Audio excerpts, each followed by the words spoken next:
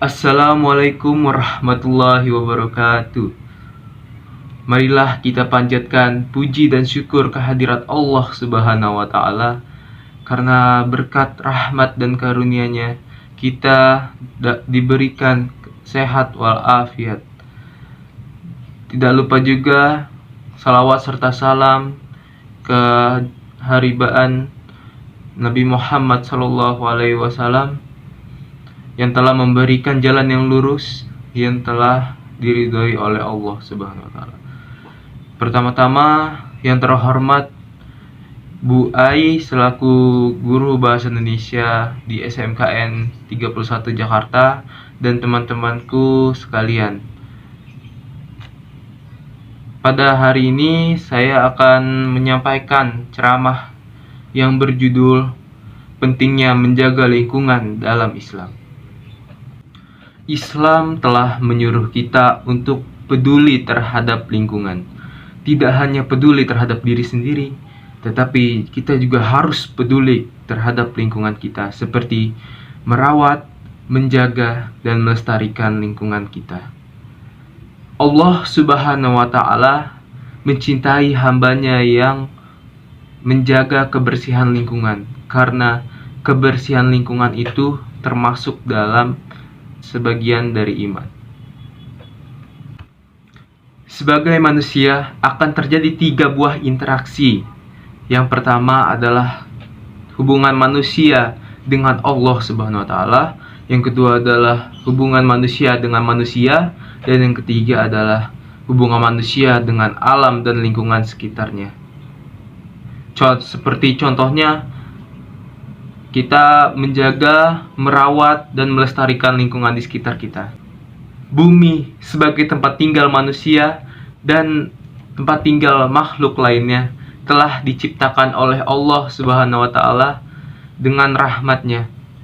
Sungai, laut, gunung, lembah, maupun dan lain-lainnya itu telah diciptakan oleh Allah Subhanahu wa Ta'ala untuk diolah dan dijaga dengan baik oleh manusia dan bukan untuk dirusak. Dalam Al-Quran surat Ar-Rum ayat 41, Allah telah menjelaskan kepada kita larangan untuk membuat kerusakan di muka bumi ini, yang artinya telah nampak kerusakan di muka bumi ini, di darat maupun di laut, yang disebabkan karena ulah tangan manusia, supaya Allah merasakan dari mereka sebagian dari akibat yang telah mereka perbuat, agar mereka kembali ke jalan yang benar. Quran surat Ar-Rum ayat 41. Ada sebagian manusia yang serakah dan merusak alam demi kepentingan pribadi atau kelompoknya, dengan tidak melihat dampak yang akan terjadi akibat mengeksploitasi alam tersebut. Misalnya, hutan yang tadinya lebat, kemudian terjadi penebangan liar untuk diambil kayunya, dan dampaknya hutan tersebut akan menjadi gundul yang dapat menyebabkan kebakaran hutan, banjir, dan tanah longsor yang akan berdampak kepada diri mereka sendiri dan dapat merugikan manusia dan makhluk lainnya.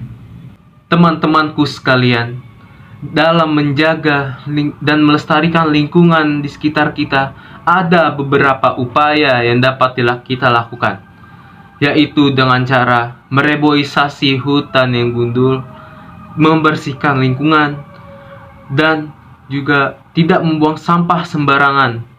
Ini adalah yang paling utama, tidak boleh membuang sampah sembarangan.